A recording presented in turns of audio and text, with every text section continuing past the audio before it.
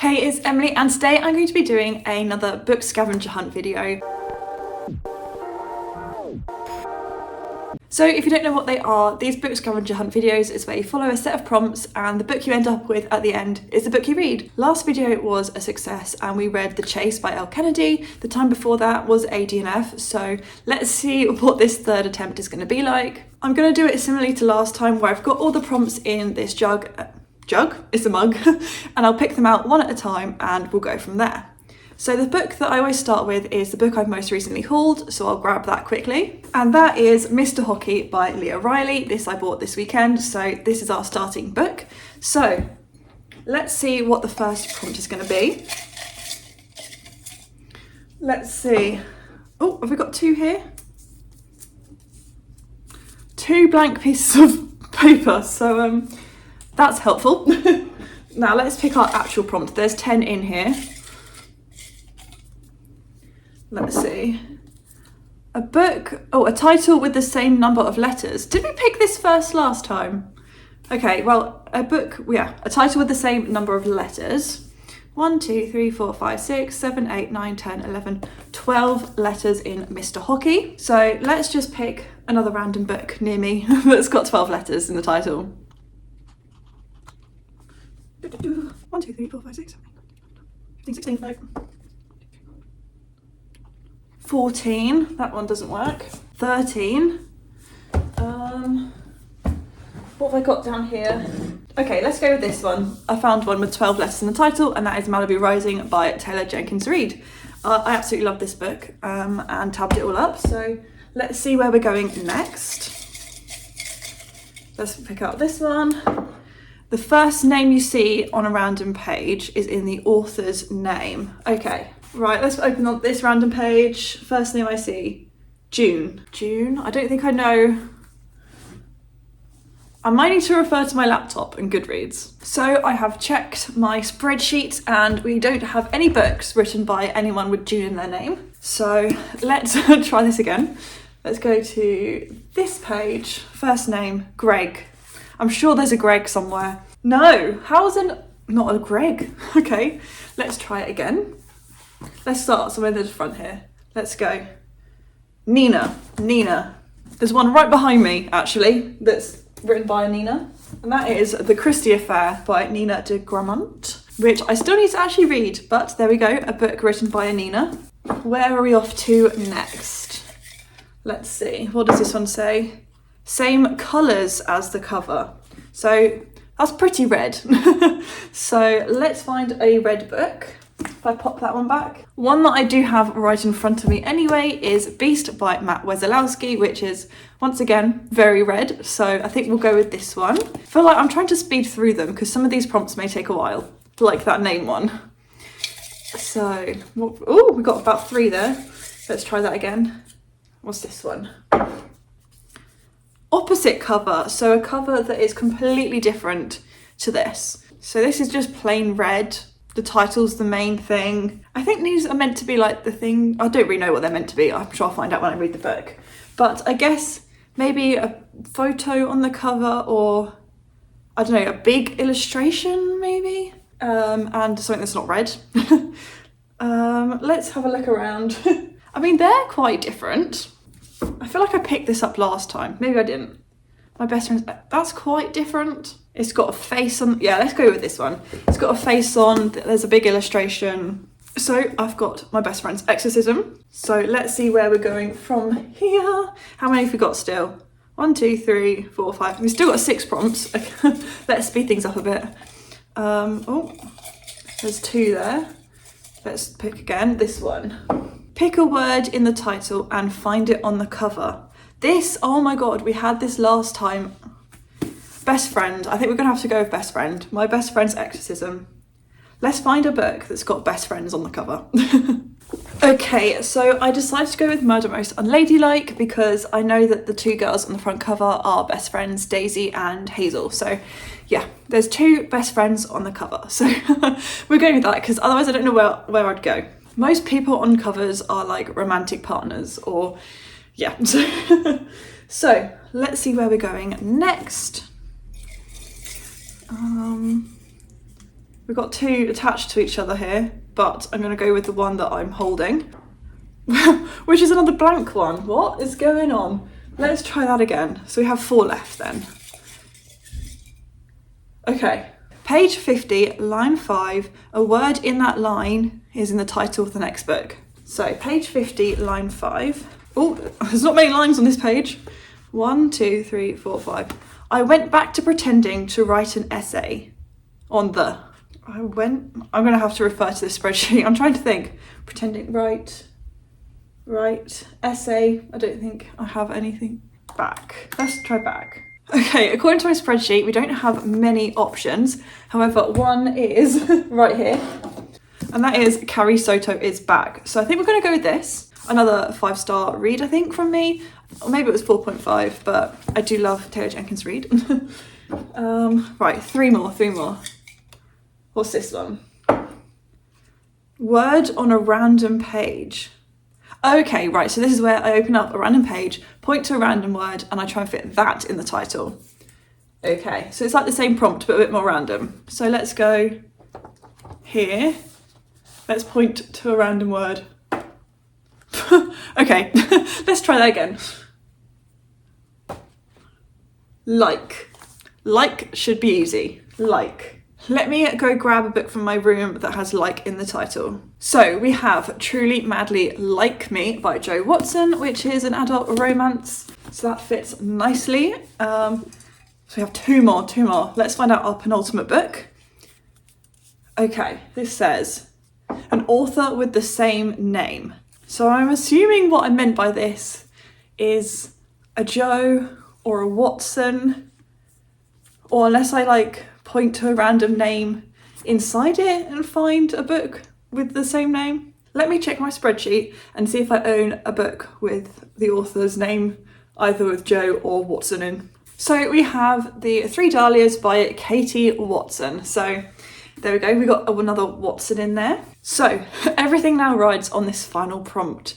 Let's see what book we're reading in this vlog. Let's have a look. Don't know why I was shaking it, there's only one in there. Okay, okay, so this kind of takes all choice away. Check the page count and flip it. So let's see how many pages is in the 3 Dahlias, because I'm really, it could be anything. 366 pages in 3 Dahlias. Flipping it is 663, which is a long book. I've read 3 massive books this month. I really wanted just a quick read. Let's have a look at Goodreads and order things by page count and see if there's any books I have that are around that page length, because I don't know if I have the mental capacity for another long book. 663. There's a few books that are later on in series. I've read a lot of them. Okay, so the ones that have come up around 663. We have Lightbringer, but I don't own that yet. So that's at 682. 659 is Gemini, which is in the Illuminate file, which I have already read. Same with Uzumaki. Then there's The Twisted Swords, which is book 11 in the Poldark series at 645. However, that's book 11 and I'm only up to book 5. A Court of Mist and Fury is 626. Saving 6 is 623. Obsidio 620. Oh god, then the next one is The Angry Tide, which is where I'm up to in the Poldark series. I really don't want to read it. I don't know what to do. I feel like I'm cheating if I pick something else. I really don't want a long book. Does that include acknowledgements? It does. So without acknowledgements, it's 364. Now, what's around 463? I don't want to cheat, but I also don't have the brain power for another 600-page book. 463. There's loads that are 464, but I've read most of them. There's 448, which is Giant's Bread by Agatha Christie, which is this one. I might pick that one. I feel like I've really cheated here, but I want to give myself the best chance. A spellbinding novel of romantic obsession. So this is one of the books that she wrote as Mary Westmacott, which is kind of her pseudonym for her more contemporary romance books. It's nice and floppy. Let's do it. Let's read Giant's Bread for this vlog. I do feel like I've cheated by flipping it around, and it's close enough. in page count. I'm making the best of this situation so that I actually do enjoy a book. So I do apologise, but I'll catch up with you and come back when I've started Giant Spread and give you some thoughts. Hello, so it's a couple of days later and I am about 80 pages in. I only really started this last night, so hence I'm only 80 pages in. However, I'm going to be doing a lot of reading tonight with Chloe on her reading sprints. So that's my boot on the floor. I've still got my shoes on. But I also realised I didn't talk to you about what this book is about.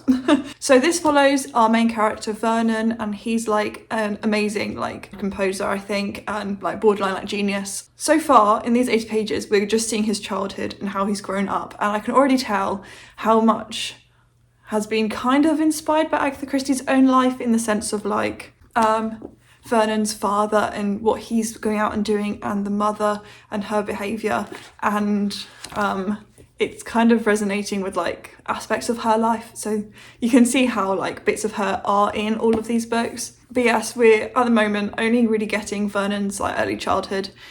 He's still young and he's learning about all sorts of things, but he's living quite a sheltered life, and he has this thing called the Beast. Now we know that the Beast is a piano, but he hates it and won't go near it, and yeah, so he calls it the Beast and calls like the keys like teeth. But yeah, I'm intrigued to see where this goes. It does follow Vernon throughout his life, and I think he has to make a decision between like romance and his career, or to make his like the piece of music that makes him famous. It says on the back, it says, and in order to write the great masterpiece of his life, he has to make a crucial decision with no time left to count the cost. And a quote on the back says, when Miss Westmacott reaches the world of music, her book suddenly comes alive. The chapters in which Jane appears are worth the rest of the book put together. So I'm intrigued to see when this Jane appears, because I don't know who Jane is yet. But I love books that feature around music, like Daisy Jones and the Six is one of them, but I loved one called, why can't I think of what it's called? Because I absolutely loved it. I gave it 5 stars. And it's about an old man and his piano, and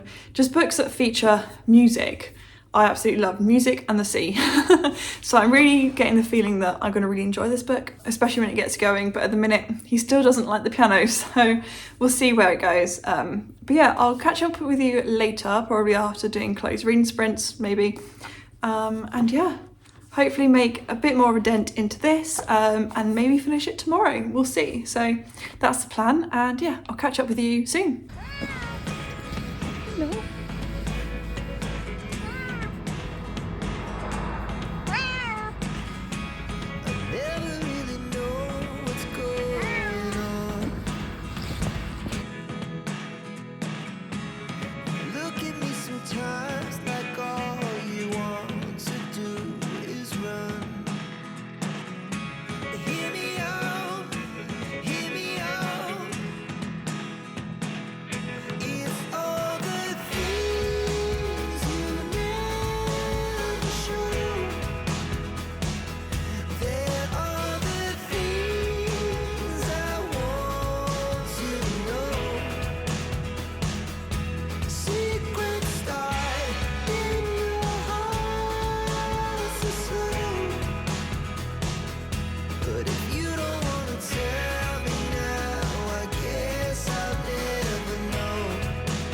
You know when people say you look like their dog? For those of you who know Murphy, this hair is giving Murphy today. I have now got to page 262 of Giant Spread. I am really enjoying this, and it's set at a really interesting time between like women still being, you know, just like housewives. They like sit and they like gossip all day, and they worry about servants, and it's kind of coming out of that time period where women can start doing more things and work and things like that. So it's set at that kind of like transitional time, which is quite interesting. For example, I highlighted a bit and it says, poor Aunt Myra, so terribly female, of course Uncle Walter got bored of her. Not her fault, a rotten education, and brought up to believe that domesticity was all that mattered. And here she is, still young really, at least not too terribly old. And all she's got to do is sit in the house and gossip, think about servants and fuss about her health. If only she'd been born 20 years later, she could have been happy and free and independent all her life. But I'm really enjoying like the whole music aspect of this, and yesterday, you know how I mentioned how we don't know Jane yet. Jane's coming in. I think she's going to be a really crucial and like pivotal character to this plot. She's already interacting with Vernon in a way that really like makes him think differently. She's kind of straightforward, but also just like real with him. And part of me is kind of like, is Agatha putting herself in Jane a bit? Jane is about 8 years older than Vernon, and she is, of course, if you didn't know, 11 years, I think it is, 11 years older than her husband, her second husband anyway. But yeah, I think I'm really just enjoying the whole plot of Vernon's kind of like self-discovery and realising that he has grown up quite a sheltered life, but finding this passion and realising that he has to kind of work for things in life, and it can't be assumed that he'll get what he wants. But yeah. Gonna finish it tonight. I'm gonna do some baking and listen to the audiobook, I think, and yeah, I'll give you some final thoughts later on, and yeah.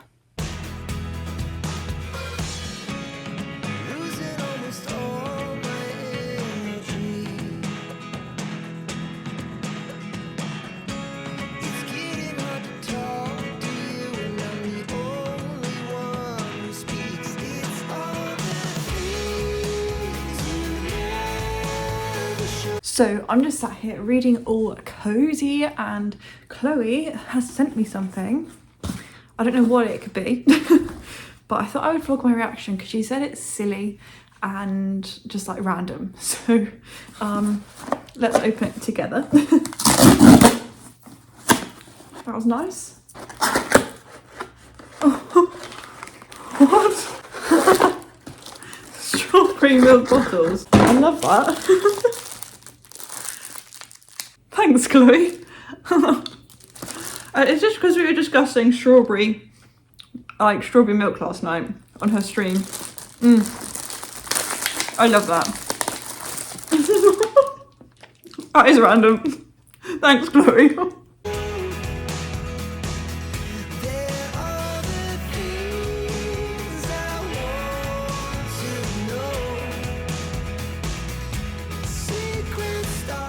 I think this is the most successful the scavenger hunt challenge has ever been. I have just sat and finished this off, and I cried my way through that last bit. I can't explain the emotions. Oh, it's honestly so sad. It's 5 stars in case you can guess. How have I cried at 3 books this month when I haven't cried for a book in like a year? That was incredible. That has just taken, I don't know how to say, I'm like speechless. Like the music, the relationships, and just the like connections, like not just relationships like romantically, but like the friendships, like the friendship between Sebastian and our main character Vernon. The things that Vernon goes through, especially towards the end, it's just, I don't know, I just thought it was so beautiful. And yeah, I just couldn't believe it. It just got better and better and better, and just I was so in love with this book. So that's 2 5 stars now for my Mary Westmacott reads. I can't believe it. Like I feel like I'm in shock, and I literally have just sang and cried in the living room just to get, I don't know, I can't even explain it. But I did do my baking. I've made some chocolate orange brownies. Haven't tested them yet, they're still cooling. Oh, it's just fantastic. It really is amazing. I highly recommend this. It's not your typical Agatha Christie. It's not like obviously a mystery at all. It is just a pure book of romance, but also not like a romance. It's like it says at the top, a spellbinding novel of romantic obsession. It's just fantastic. I don't know what more I can say. I know I sort of cheated with this challenge, like with that last prompt, but I'm so grateful that I did, because I have found another favourite book. Like the ending, like the plot of this story, I can't. I don't know if there's much more I can say. I just loved it, loved my whole experience with this book, and do highly recommend this and Unfinished Portrait. Like, they are incredible. Yeah, I definitely want to read more of the Mary Westmacott ones. I have a couple, I think one more in my living room bookcase. I think I'm going to stop there. But thank you very much for watching, and hope you enjoyed it. Please give it a like if you enjoyed it, and subscribe if you're new around here, because I really do appreciate each and every one of you. And yeah, I look forward to seeing you soon with a brand new video where hopefully I can get some more 5 stars. That's 3 this month. Crazy. Who is she? Bye.